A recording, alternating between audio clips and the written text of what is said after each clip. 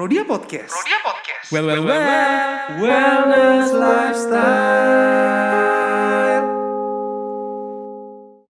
Halo sahabat Prodia, kembali lagi di Prodia Podcast Wellness Lifestyle bersama dengan Bang Tul di sini yang akan membahas berbagai macam topik-topik kesehatan terkini yang juga akan memperkaya lagi pengetahuan tentang kesehatan daripada sahabat Prodia. Dan kali ini di sini saya mau bawa topik tentang imunitas. Pasti sahabat Prodia sangat familiar dengan kata imunitas sejak 3 tahun terakhir ini. Saya yakin sahabat Prodia pasti tahu imunitas, minimal imun. Sering ngomong dikit-dikit imun. Aduh, imun saya kurang. Aduh, imun saya lemah gitu kan. Dari mana landasannya kita bisa menentukan kalau imun kita lemah, imun kita kuat atau apa gitu kan. Kalau ya memang kalau kita lagi nggak enak badan gitu kan, kita pasti rasa-rasanya karena udah populer kata imun itu langsung, aduh imun saya lemah, aduh belum bisa join dulu misalnya diajak ngumpul gitu kan, atau kau jangan balik pergi malam-malam, itu nanti kan kita lagi masa pandemi gini. Tenang, imun sudah kuat, sudah divaksin. Tunggu dulu. Di sini kita perjelas gitu kan ya, tentang apa itu tentang imunitas gitu ya, lebih dalam lagi biar kita bisa lebih bijak lagi gitu ya untuk mengetahui lagi tentang imunitas diri kita. Tentu bukan sembarang membahas tentang imunitas saja di sini, karena aku di sini menghadirkan seorang ekspertis namanya Dr. Stephen Sumantri, spesialis penyakit dalam, konsultan alergi imunologi. Terima kasih dokter sudah mau berkenan hadir di sini.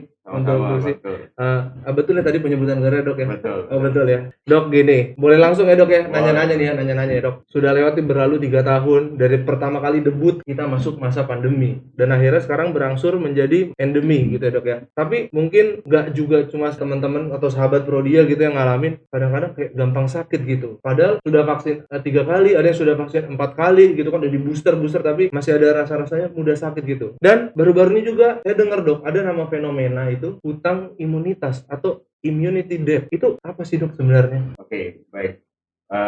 Bang Tul, pertanyaannya agak sulit nih kerjaannya ini sobat Prodia ya. Dia ternyata kita bukan cuma punya hutang negara, hutang devisa, tapi juga punya hutang imun ya. Itu dia. Oke. Jadi sobat imun, sobat imun, karena saya punya acara juga. Nah, saya kalau di media sosial terkenalnya dokter imun gitu ya. Oke. Jadi sobat Prodia, jadi saya revisi ya. Sebelum kita bahas mengenai immunity debt, mungkin kita kenal dulu nih Bang Tul, mengenai apa sih sebenarnya sistem imun kita ya. Sistem imun, jadi di dalam tubuh kita sobat Prodia ada berbagai macam organ, sel dan protein yang kita tahu sebagai antibodi yang tugasnya adalah mempertahankan tubuh kita. Yang sobat Prodia perlu ketahui dan juga Bang Tul, walaupun sistem imun tubuh kita dikenal tugasnya untuk mempertahankan tubuh kita terhadap infeksi ya, terutama terhadap infeksi virus, bakteri, jamur ya. Tapi ternyata sistem imun kita dalam mempertahankan tubuh kita tugasnya bukan hanya mempertahankan dari serangan dari luar, tapi juga terhadap serangan dari dalam ya. Jadi misalnya terhadap kanker, terhadap kerusakan jaringan ya. Jadi kalau kita bisa analogikan Bang Tul, sistem imun kita itu bukan hanya tentara dan polisi, tapi Departemen Pekerjaan Umum iya, kemudian Departemen Tenaga Kerja juga iya, bahkan Departemen Sosial juga iya, gitu ya. Jadi tugasnya sistem imun di dalam tubuh kita sangat beragam. Nah, jadi di masa pandemi ini Bang Tul, karena ada berbagai macam kondisi ya yang menyebabkan sistem imun kita fungsinya bisa terganggu. Yang pertama tentunya COVID itu sendiri. Yang kedua, banyak orang-orang selama masa pandemi bekerja dari rumah, tidak pernah kena sinar matahari, kurang berolahraga, istirahatnya terganggu, ya, stres juga, ya. Ada mungkin yang kehilangan pekerjaan mungkin, atau ada yang harus berpindah tempat kerja, atau mungkin pekerjaannya bikin stres karena harus sambil ngurus anak dan lain sebagainya, anaknya juga sekolah dari rumah, gitu ya. Dan juga karena kita lebih jarang berinteraksi dengan orang lain, di satu sisi kita lebih jarang sakit karena kita bekerja dalam rumah, tapi di sisi lain kita jarang terpapar dengan virus-virus, bakteri-bakteri yang sebenarnya setiap saat kita berinteraksi dengan orang lain, setiap saat kita berinteraksi dengan lingkungan, sobat Prodia, sistem imun kita membentuk pertahanan, ya, sehingga pada saat kita terinfeksi, maka kita bahkan sampai tidak sadar bahwa sebenarnya kita terinfeksi, sistem imun kita sudah bekerja. Nah, karena kita selama masa pandemi ini kita jarang keluar, jarang berinteraksi, jarang kumpul-kumpul, itu yang dibilang para ahli dikatakan sebagai immunity debt atau hutang imun. Kenapa? Karena kita tidak terpapar. Ya, sehingga kalau bisa kita lihat, saat Indonesia mulai membuka gitu ya, jadi sudah mulai orang bekerja di kantor lagi, kemudian sudah mulai ada acara-acara ya, walaupun kita masih belum terlalu buka penuh seperti negara-negara barat. Belakangan ini banyak orang yang sakit, banyak orang yang terinfeksi virus tentunya bukan hanya COVID saja, kita punya banyak virus yang setiap saat bisa menginfeksi manusia. Mulai dari ada rhinovirus misalnya, adenovirus, kemudian ada lagi influenza ya. Nah, itu yang para ahli dibilang karena selama masa pandemi hampir 3 tahun ini kita jarang berinteraksi dengan orang lain, menyebabkan kita saat ini tidak punya imunitasnya rendah gitu ya, karena sepanjang sehari-hari kita tidak terpapar dengan virus-virus itu. Itu yang dibilang immunity debt. Walaupun ini masih kontroversi nih Bang Tul. Di satu sisi, apa iya benar immunity debt itu ada, sehingga kalau misalnya kita harus sesering mungkin terpapar dengan virus gitu ya. Karena ini seperti pedang bermata dua ya. Di satu sisi kita terpapar virus melatih daya tahan tubuh kita, sehingga pada saat kita terpapar lagi kita lebih mudah untuk mengatasi infeksi tersebut. Tetapi kalau kita terlalu sering terpapar virus, itu respons imunnya makin lama makin hebat. Di satu sisi beberapa orang cukup banyak juga infeksi virus yang berulang malah menyebabkan kondisi autoimunitas ya, seperti kalau misalnya pada COVID ya, kita tahu infeksi pertama risiko 30% untuk mengalami long COVID, infeksi kedua 40%, infeksi ketiga 50%, infeksi keempat 60%. Jadi semakin sering terinfeksi, kemungkinan mengalami reaksi imunitas berkepanjangan karena infeksi virus itu makin tinggi. Jadi ya di masa pandemi ini yang bertransisi menjadi endemi, memang masih banyak ketidakpastian ya Bang Tul. Ya, jadi kalau misalnya kita belajar dari pandemi-pandemi masa lalu ya, kayak pandemi Delta di tahun 1908 ya, itu di puncak memang ya sama kayak COVID kurang lebih 2-3 tahun. Tapi habis itu ya memang naik turun berubah menjadi pandemi itu butuh waktu kurang lebih sekitar 4-5 tahun untuk jadi landai lagi ya. Untuk jadi landai, untuk supaya itu sebagian besar masyarakat punya imunitasnya, ada vaksinnya ya, membutuhkan waktu 4-5 tahun. Ahli-ahli juga kurang lebih berkata demikian. Kemungkinan 2023, 2024 mungkin di situ kita masa yang cukup aman lah untuk istilahnya kita benar-benar menyatakan bahwa ini pandeminya sudah selesai. Jadi ya kalau sekarang dibilang sudah endemi belum, tapi kita sudah bertransisi ke arah sana. Gitu ya kan kelihatan memang kadang-kadang ini kayak sekarang ada varian XBB ya, masih naik turun gitu ya. Ya tapi mengarah ke arah endemi. Itu juga ada varian baru ini kita tahu kan, XBB. Sorry baru balas ya teman-teman. Sorry baru balas. Varian yang sebenarnya sudah terjadi berlalu-lalu karena kita terlalu sibuk lupa balas pesan kawan kita. Tapi ini benar, ini ada varian XBB yang baru ya teman-teman. Sahabat Prodia, kita juga harus tetap waspada gitu. Kan di masa pandemi kalau sistem imun kita itu juga dari kita awal-awal masa pandemi itu memang kita disarankan booster, terus juga kita minum suplemen supaya kita lebih kuat gitu sistem imunnya dan lain-lain. Itu banyak deh informasi itu viral di mana-mana gitu kan dok. Sebenarnya apa aja sih dok yang mendukung sistem imun kita supaya itu lebih kuat gitu dok? Jadi Bang Tul, yang mau kita luruskan ya, sebenarnya istilah imun booster itu di bidang imunologi itu bukan sesuatu yang kita sukai. Kenapa? Karena pada saat sistem imun kita bekerja berlebihan, itu kita ketemu pasien dengan kondisi autoimunitas, pasien dengan kondisi alergi, pasien dengan kondisi kalau pada COVID yang kita bilang sebagai cytokine storm, badai cytokine. Itu itu disebabkan oleh karena respons imun yang bekerja secara berlebihan, ya. Sehingga saya kurang suka kalau misalnya kita bilang, oh kita harus memboost sistem imun kita. Saya lebih senang kita harus mendukung kerja dari sistem imun kita. Jadi imun support, ya.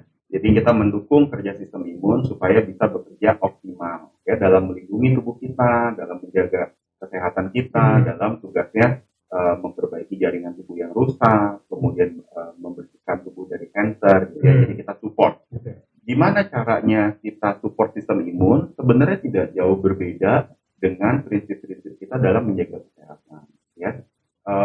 Nenek bilang tidur harus 7-9 jam setiap hari, olahraga harus teratur 30 menit setiap hari, 3-5 kali dalam seminggu, kendalikan stres kita, meditasi mindfulness, makan makanan yang sehat dan bergizi dan tidak berlebihan, ya. Makanan sehat bergizi istilahnya penuh dengan sayur-sayuran, buah-buahan, cukup protein, itu sebenarnya secara umum akan mencukupi kita dengan antioksidan, dengan vitamin dan mineral yang cukup tanpa menjadi berlebihan.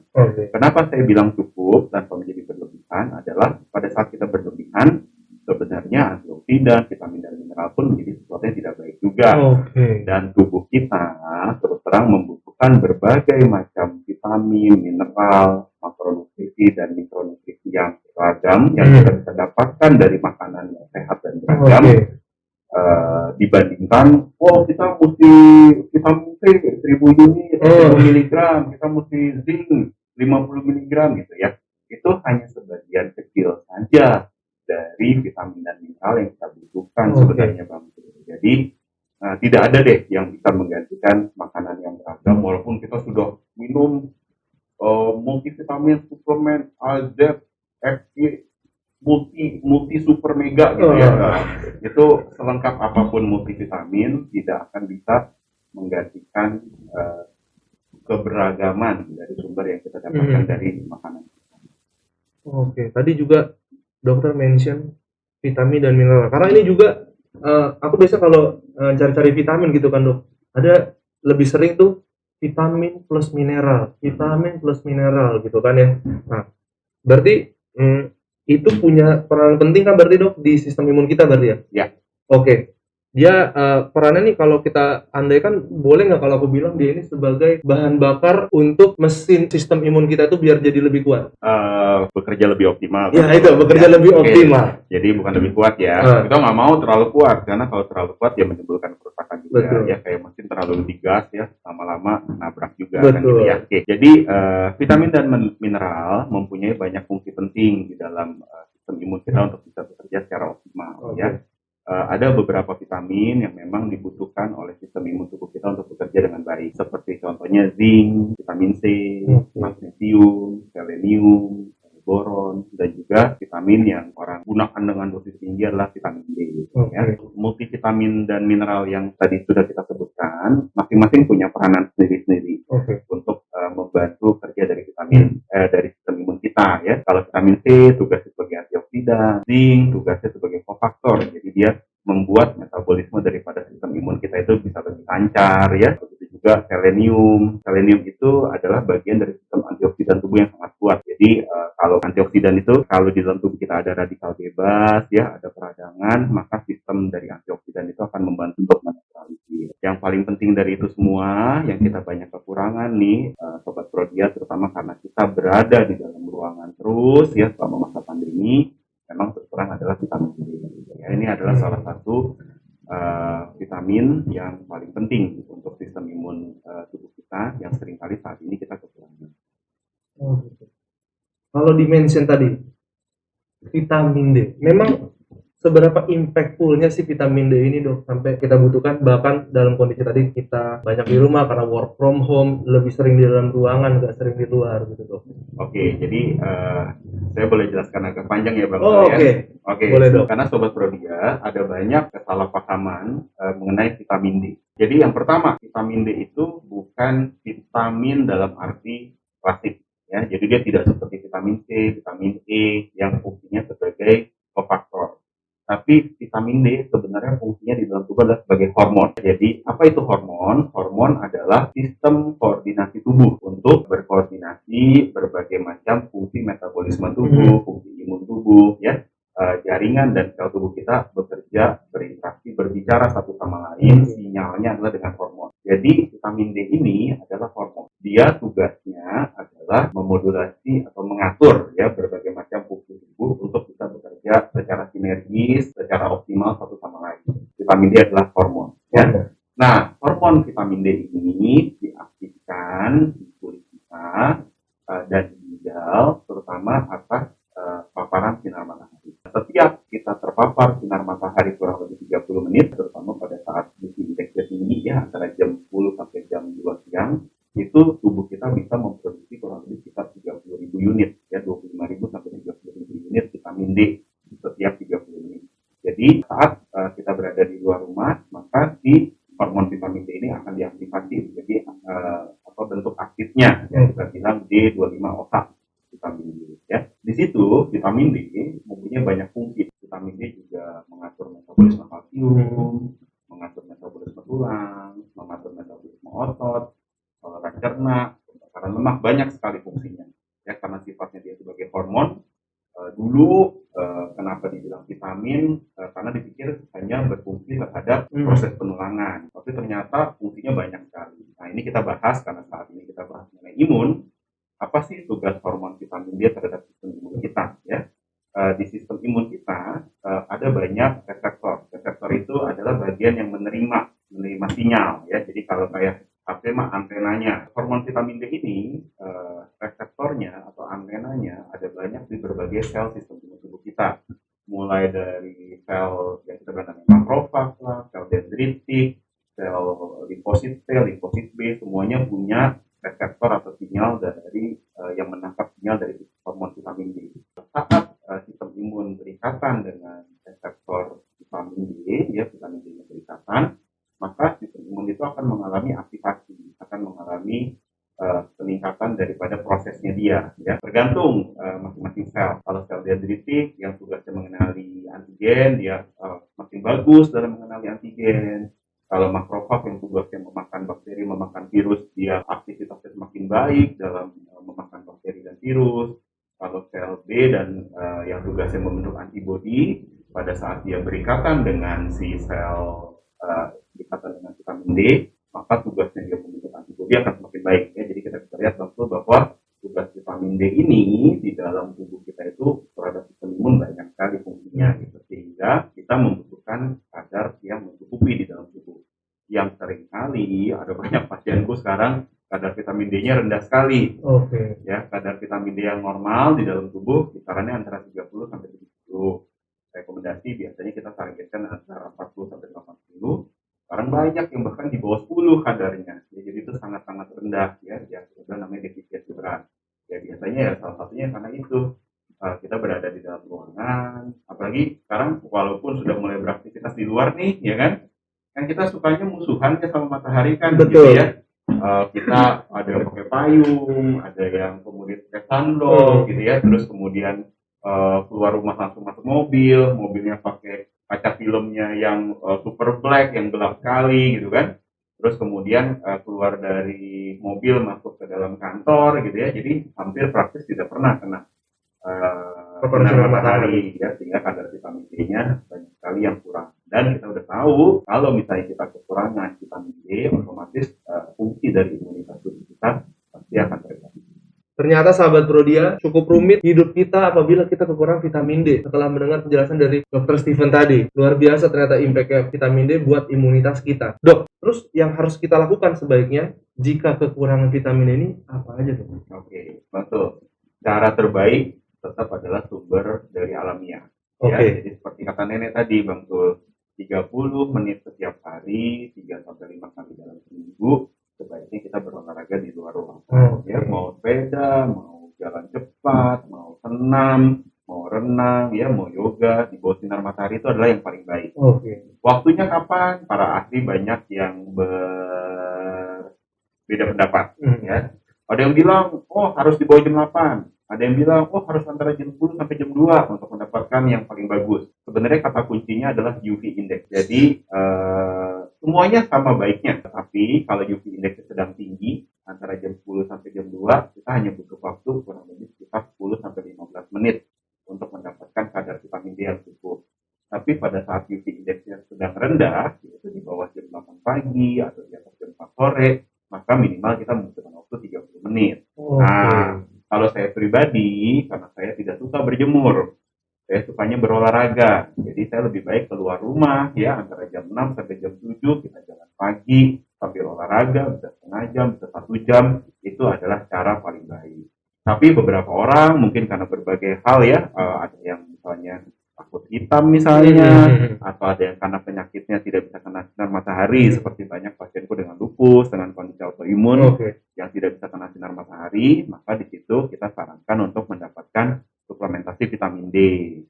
Suplementasi vitamin D untuk sebagian besar orang kita hanya butuh antara 800 sampai 1000 unit setiap hari dari dalam yang kita minum ya. Kenapa begitu? Katanya tadi dokter bilang kalau sinar matahari bisa 25.000 sampai 30.000 setengah jam gitu ya. So yang kita minum cuma 800 sampai 1000 untuk mencukupi gitu ya. Karena kalau misalnya di kulit kita manusia sudah punya mekanisme untuk beradaptasi ya. Makin lama kita kena sinar matahari, kulit kita akan makin hitam ya. Di situ aktivasi vitamin D dari kulit akan makin berkurang. Jadi sudah ada built-in mekanisme ya untuk mencegah jangan sampai kadar vitamin D-nya terlalu tinggi. Tapi kalau kita suplementasi dari saluran cerna akan menyerap semua. Jadi karena dia akan menyerap semua dan tidak ada mekanismenya, kita 800 sampai 1000 untuk sebagian besar orang untuk mencukupi kadar vitamin D saja di dalam tubuh itu sudah cukup. Jadi itu ya bedanya sahabat Rodia, mendapatkan vitamin D dari terpapar sinar matahari dan juga minum suplemen. Memang lebih baik kita dapat vitamin D itu justru dari proses-proses alamiah gitu dong. Karena sambil menyelam minum air juga, dapat proses nutrisi vitamin D-nya juga, itu badan bugar gitu kan. Karena kita memang harus banyak aktivitas di tubuh kita. Karena apa? Kalau aku pribadi gitu dok ya, udah mulai gitu kerasa agak-agak encok dikit, jadi terasa lebih lemah gitu dibanding masih zaman sekolah, kita punya banyak aktivitas sama teman-teman di sekolah maupun juga kuliah, lari ke sana kemari karena mengejar approval skripsi kita dong gitu ya. Itu kan banyak aktivitas juga, tapi semenjak kerja kita lebih banyak apalagi kerja kantoran gitu ya, lebih banyak duduk, minim gerakan. Kalau pakai smartwatch mungkin udah di remind tuh get up and get move gitu kan. Tapi kita lebih sering kali ada deadline yang kita kejar, jadi kita masih tetap duduk dan mengerjakan tugas-tugas sampai kita lupa untuk berolahraga gitu dong. Dan cukup rumit gitu ya. Jadi sahabat Rodia, ayo kita berolahraga sambil menyelam, minum air.